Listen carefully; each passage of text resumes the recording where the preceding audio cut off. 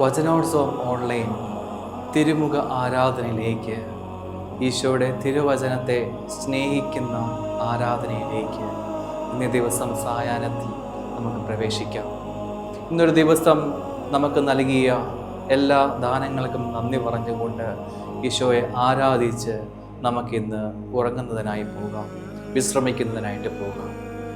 കൊരിന്ത്യർക്കാർക്ക് എഴുതിയ 1-ാമത്തെ ലേഖനം 2-ാമത്തെ അധ്യായം 15-ാമത്തെ വാക്യത്തിൽ നമ്മൾ ഇപ്രകാരം വായിക്കും: ആത്മീയ മനുഷ്യൻ എല്ലാ കാര്യങ്ങളും വിവേചിച്ച് അറിയുന്നു, അവനെ വിധിക്കാൻ ആർക്കും സാധിക്കുകയില്ല. കർത്താവിനെ പഠിപ്പിക്കാൻ തക്ക വിധം അവിടുത്തെ മനസ്സ് അറിഞ്ഞവർ ആരുണ്ട്? ഞങ്ങളാകട്ടെ ക്രിസ്തുവിൻ്റെ മനസ്സ് അറിയുന്നു. സ്നേഹം നിറഞ്ഞവരെ, വചനത്തിലൂടെ ഈശോ നമ്മളെ പഠിപ്പിക്കുകയാണ്, ആത്മീയ മനുഷ്യൻ എല്ലാ കാര്യങ്ങളും വിവേചിച്ച് അറിയുന്നു.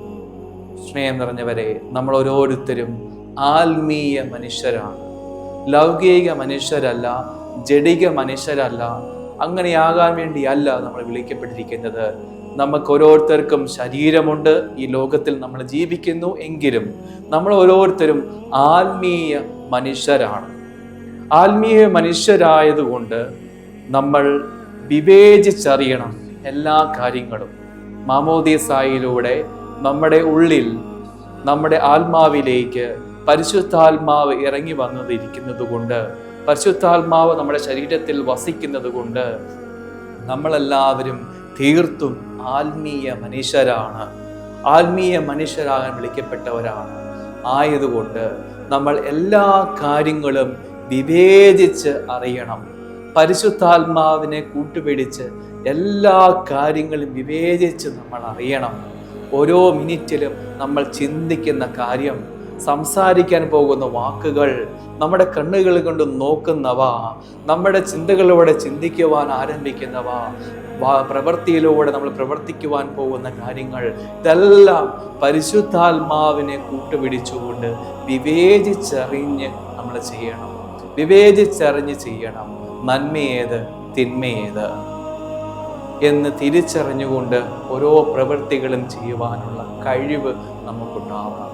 അങ്ങനെയെങ്കിൽ എന്താണ് വചനം പറയുന്നതനുസരിച്ച് അവനെ വിധിക്കാൻ ആർക്കും സാധിക്കുകയില്ല. ആർക്കും സാധിക്കുകയില്ല.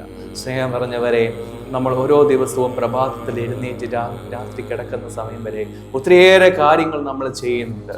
അത് ആത്മാവിനെ കൂട്ടുപിടിച്ച് വിവേചിച്ചറിഞ്ഞ് വേണം ഓരോ കാര്യങ്ങളും ചെയ്യുവാൻ.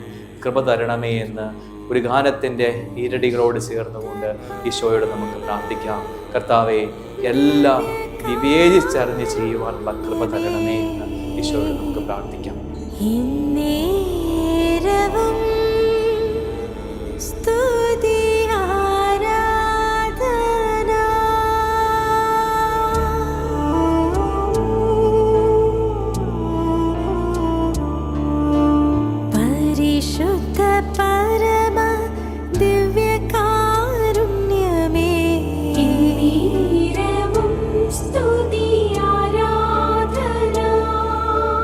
ദൈവമേ, നിൻ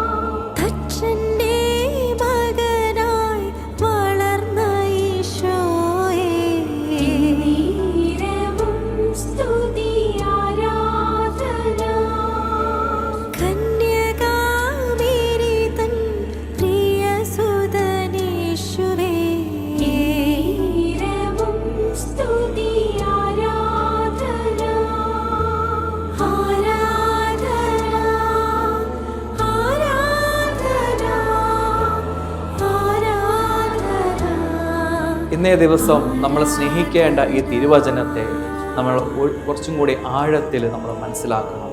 വചനം ഇതാണല്ലോ, 1 കോരിന്തോസ് 2-ാമത്തെ അധ്യായം 15-ാമത്തെ വാക്യം, ആത്മീയ മനുഷ്യൻ എല്ലാ കാര്യങ്ങളും വിവേചിച്ചറിയുന്നു, ഞങ്ങളാകട്ടെ ക്രിസ്തുവിൻ്റെ മനസ്സ് അറിയുന്നു.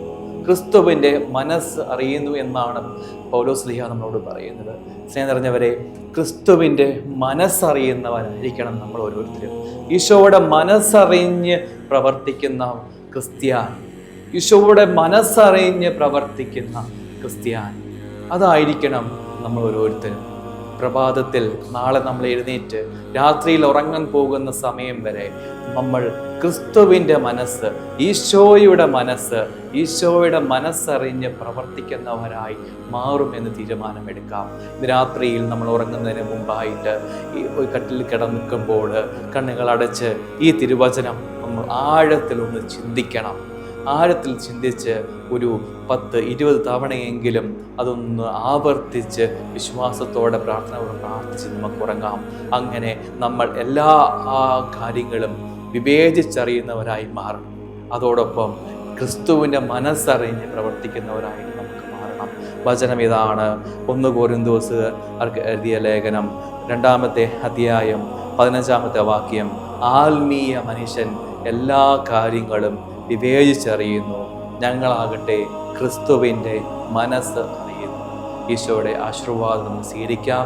ഇരുകരങ്ങളും ഹൃദയത്തോടെ ചേർത്ത് പിടിച്ചുകൊണ്ട്, കർത്താവേ, എല്ലാ കാര്യങ്ങളും അങ്ങയുടെ സഹായകനായ പരിശുദ്ധാത്മാവിനെ കൂട്ടുപിടിച്ച് വിവേചിച്ചറിയുവാനും നാളെ പ്രഭാതം മുതൽ സായാഹ്നം വരെ അങ്ങയുടെ മനസ്സറിഞ്ഞ് ജീവിക്കുവാനും കൃപ തരണമേ എന്ന് ഈശോയോട് നമുക്ക് പ്രാർത്ഥിക്കാം. പരിശുദ്ധ പരമ ദിവ്യകാരുണ്യമേ, ഇന്നേരവും സ്തുതി